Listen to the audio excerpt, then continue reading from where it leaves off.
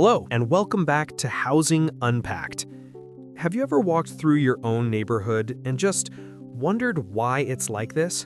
Why are all the single-family houses over here while all the apartment buildings are crammed together on that one busy street over there? Why is there no corner store you can quickly walk to for a gallon of milk, forcing you into your car for every tiny errand? And why does that brand new restaurant have a giant, expensive parking lot that sits almost completely empty even during the dinner rush? You might think the answer is just that's how it is, or that it's simply the natural result of how the market works. But the truth is, none of this is an accident. Your neighborhood, from the dense city core to the sprawling suburb, was designed this way on purpose. It is the result of a powerful, invisible blueprint that dictates exactly what can be built, where it can be built, and what absolutely cannot. This blueprint is called zoning. In our last video, we discovered a housing shortage was a key reason for rising rents. In this video, we're going to unpack the rules that created that shortage in the first place. We are going to expose the secret instruction manual for your city. Once you understand this, you will never see the world around you the same way again. So, let's open up that secret manual. In the simplest terms, zoning is a set of local laws that divides a city into different areas, or zones, and then assigns a specific set of rules for what can and cannot be built in each one. Think of it like a public library. A library is organized into distinct sections. There's a fiction section, a nonfiction section, and a quiet, steady area. The rules are clear. You can't start a heavy metal band in the silent reading room, and you can't shelve a cookbook in the philosophy section. Zoning applies that exact same organizational logic to our cities. Visually, it creates a simple citywide map that says, this area is for residential use, this one is for commercial, and this one for industrial. On the surface, it's a simple system for keeping things orderly. You can't build a noisy factory in a quiet residential zone. This system of rules seems logical, but it wasn't always the case. For most of human history, cities grew organically. Shops, homes, and workshops were all mixed together in a chaotic but often vibrant tapestry. However, by the late 19th and early 20th centuries, the Industrial Revolution changed everything. Our cities became crowded and, in many places, dangerously unhealthy. It was common to have a loud, polluting factory belching smoke and chemicals directly next to a block of family homes where children played in the streets. This was a serious public health crisis. In response, the first comprehensive zoning ordinance in America was adopted in New York City in 1916. The original goal was a noble and necessary one, to protect the health and safety of residents by separating these obviously incompatible uses. The idea was simple: keep the dirty, loud, industrial areas away from the places where people live, and ensure that new skyscrapers didn't block all the light and air from the streets below. It was a reaction to a real problem, and in the beginning, it worked. This new concept of city planning spread rapidly across the country, with governments at all levels adopting their own zoning codes to bring order to the chaos of urban growth. On paper, it was a fantastic idea. But here is where the story takes a turn. Over the decades that followed, the purpose of these rules began to evolve and, in some cases, mutate. The focus of zoning shifted from simply separating heavy industry from homes, a goal nearly everyone could agree on, to dictating the exact form of our neighborhoods with microscopic precision. The rules started controlling not just what you could build, like a house versus a factory, but exactly what kind of house it had to be.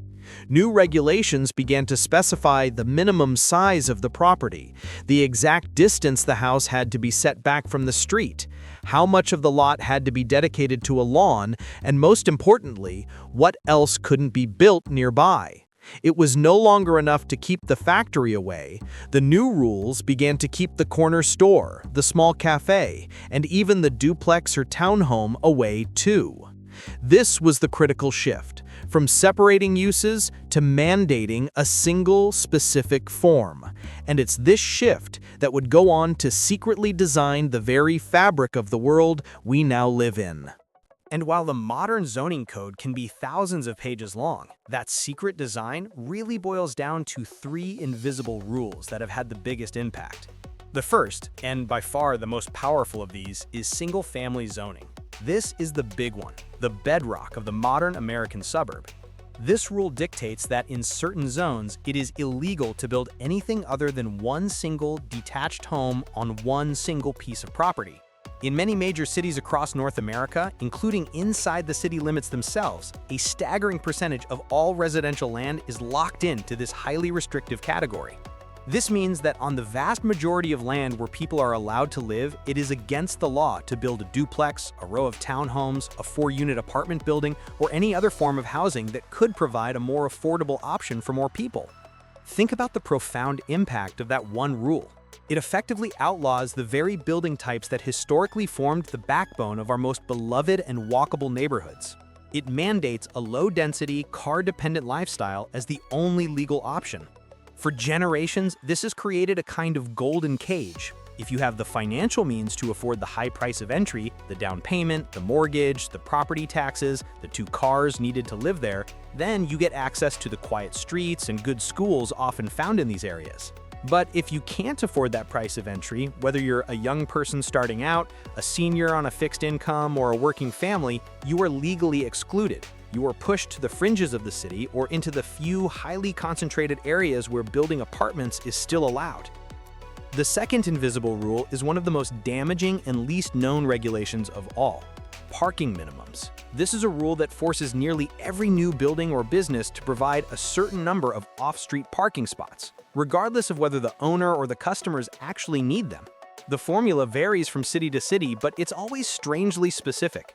A new restaurant might be required to build 1 parking space for every 3 seats. A new office might need 1 parking space for every 300 square feet of floor space. Even a new apartment building might need to provide 1 or even 2 parking spots for every single unit. On the surface, this sounds reasonable. Nobody likes searching for parking. But in practice, it's like forcing every bakery to build a 10-car garage before they're allowed to sell a single loaf of bread. The economic consequences are devastating. Constructing a single parking space, whether it's on a surface lot or in an underground garage, is incredibly expensive, costing anywhere from $5,000 to over $50,000. This enormous cost is passed directly on to the business owner and ultimately to the consumer. It means higher prices at the restaurant, higher costs for the business, and most importantly, higher rents for the apartments. It makes building anything, especially affordable housing, on a smaller urban lot financially impossible. It forces our cities to be designed around the needs of empty cars rather than people, creating vast, empty oceans of asphalt. Parking minimums are a massive, hidden subsidy for cars that actively destroy walkability and make everything in our cities far more expensive to build and to live in. Finally, the third set of rules are the ones that sculpt our cities with red tape: setbacks and height limits. These regulations control the exact physical envelope of a building. Setback rules dictate how far a building must be from the front, side, and rear of its property line. This is why most suburban houses have a mandatory front lawn of a specific depth. Height limits, as the name implies, control how tall a building can be. These rules, often created with the intention of preserving neighborhood character or access to sunlight, have the practical effect of mandating sprawl. In areas with high demand for housing, the most logical and environmentally friendly way to grow is to build up, not out. But when strict height limits prevent this, development is forced to spread outwards, consuming more land, requiring more roads and infrastructure, and worsening traffic for everyone. These rules are the invisible architects of our cities. They are the red tape that sculpts the spread-out, low-rise physical form of our neighborhoods, often prioritizing the preservation of the past over the needs of the present and future. Combine these rules, and you don't just get a legal code, you get the city we live in today. So those are the rules, but what's the big deal? They create the very real, very frustrating problems that we all feel every single day. First and foremost, they are a primary driver of the housing affordability crisis. The logic is brutally simple. By making it illegal to build more homes, especially the smaller, more affordable types like apartments and townhomes, in the very places where jobs and opportunities are growing, these laws create a severe and artificial scarcity. This is the chronic housing shortage we identified in our last video. When you have a fundamental lack of supply in the face of high and rising demand, the inevitable result is skyrocketing prices for everyone. Zoning acts as a government-mandated cap on the housing supply, and we all pay the price for it. Second, these rules enforce car dependency. A city built around single-family zones and parking minimums is a city where it is physically impossible to live a full life without owning a car.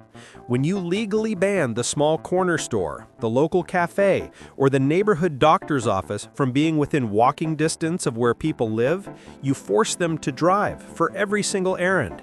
This creates a vicious cycle. More driving requires more roads and more parking, which in turn spreads everything out even further, making walking even less practical. This adds a huge and often crippling transportation cost to the average family's budget, contributes to traffic congestion and air pollution, and reduces the potential for the kind of spontaneous community interaction that happens in walkable neighborhoods. Finally, and perhaps most insidiously, these zoning rules create and reinforce economic and social segregation. The widespread use of single-family zoning in particular acts as a financial wall. It ensures that the only type of housing that can be built in high-opportunity neighborhoods, the ones with the best schools, the safest parks, and the highest-paying jobs, is the single most expensive type of housing there is.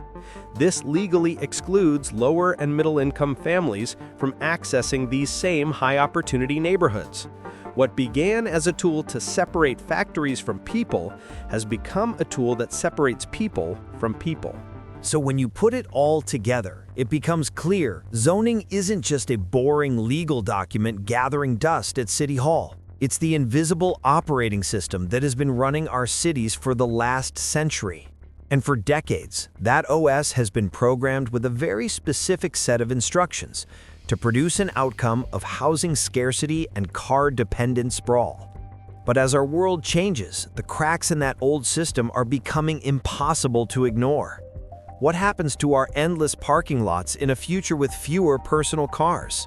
What is the purpose of massive commercial zones when more of our lives move online? And how can we ever solve our housing crisis when the rules themselves make it illegal to build the homes we need? Understanding these rules is the first and most powerful step. They aren't laws of nature, they are choices. And because they are choices, they can be changed. You now understand the foundational rules of the game.